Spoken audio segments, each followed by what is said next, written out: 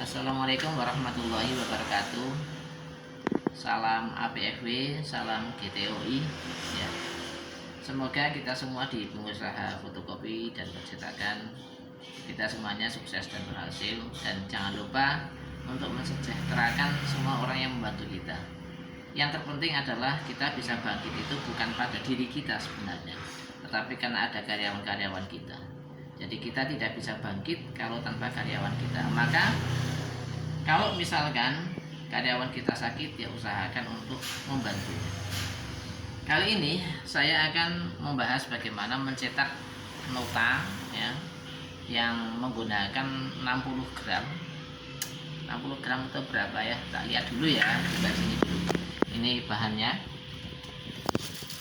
Oh, ternyata tidak sampai 60 gram ini. Ini 55 gram ya. Gram GSM itu gram sentimeter, bukanlah apa, tak ngerti. Nah, kita pakai 55 gram. Biasanya itu kalau misalkan ya kita mencetak menggunakan mesin ini ya, langsung ngejam. Sering sekali ngejam. Karena mungkin beberapa teman-teman belum tahu cara nyetingnya. Ya, jadi penyebab ngejam bisa berbagai macam. Ya, yang pertama yuk kita di sini ini kita kertasnya dari sini. Oke, bagian apa ya? Aku yuk kelalen lah. Ya, bagian sini adalah ini kertas NCR-nya, 55 gramnya. Bagian yang akan dicetak ditaruh di bagian atas ini ya. Yang dicetak harus di atas, itu di sini ini. Jadi kalau kebalik bagaimana ya, nantinya kebalik. Sudah. Kemudian kita masuk ke pilihan di sini. Kalau kita memasukkan kertas di bagian multipurpose tray itu ada pilihannya seperti ini. Klik custom dan kita menentukan dulu, kita sudah dibuat ukurannya ini 330 215. Kemudian OK, next. Setelah next kita pilih nih yang paling tipis ini. Coba klik detailnya ya, detail setting. Kita pilih yang 52 sampai 63 gram per meter persegi gitu ya. GSM itu ini sebenarnya. Kemudian oke. Kita oke. Kemudian kita ke komputernya. Ini kalau di komputer setelah kita desainnya ya, kita klik setting. Yuk, dan fokuskan ke situ. Setting.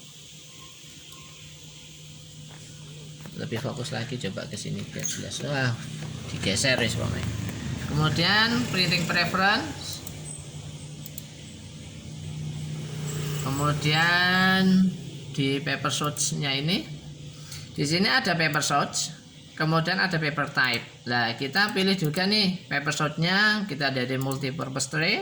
Kemudian yang paper type-nya kita pilih di sini, kita setting, pilih yang tin-nya. Ya, 52 ini.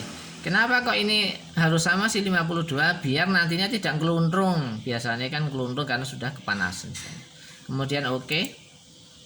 Kemudian kita oke. Nah, kita jumlahnya mau berapa? Contohnya misalkan 5. Kemudian apply. Kemudian oke. Kita print ya.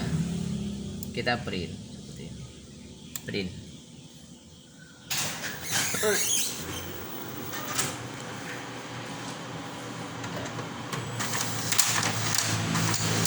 Ya, hasilnya kayak gini deh. Ini cetakannya. Jadi kalau kita tidak mengatur ya, mengatur jenis kertasnya mau pakai berapa, nantinya mesti di sini sangat kelundung. Jadi kalau ditata nanti akan sangat susah. Kemudian kalau kita sudah, ini sudah jadi ya.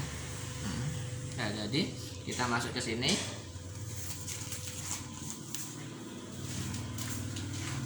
Ini contohnya yang sudah jadi. Dari ini atas, kemudian yang ini middle, ini yang top, yang bawah, yang bottom. Ya, ini bottom. Kemudian kalau misalkan kita butuh melubangi, jadi setiap nota itu mesti butuh dilubangi ya. dilubangi. Cara melubanginya gimana? Kita pakai mesin jahit ya, pakai mesin jahitnya ini. Nah ini mesin jahitnya, kita pakainya yang speednya banter, tapi kita bisa mengatur kecepatannya. Kalau misalkan jahitnya terlalu cepat, nanti jarumnya mudah patah. Kalau jarumnya ini pakainya jarum obras ya, jarumnya pakai jarum obras. Kenapa pakai jarum obras? Karena lebih pendek gitu ya, lebih pendek biar tidak mudah patah. Kemudian kita juga bisa ngatur nih ya, ada namanya servo, ini motornya motor servo di sini. Jadi kita bisa ngatur kayak gini, ini kecepatannya berapa, bisa ya pelan banget kayak gitu. Misalkan ini 1 gitu ya. Nah, bentar, nunggu sampai ini ya, sampai muter. Nah, ini 1, jalannya seperti ini. Kemudian kalau misalkan kita pakai yang lebih cepat ya, biasanya sih 10 lah, 10/7. Nah ini pakai 10 ya.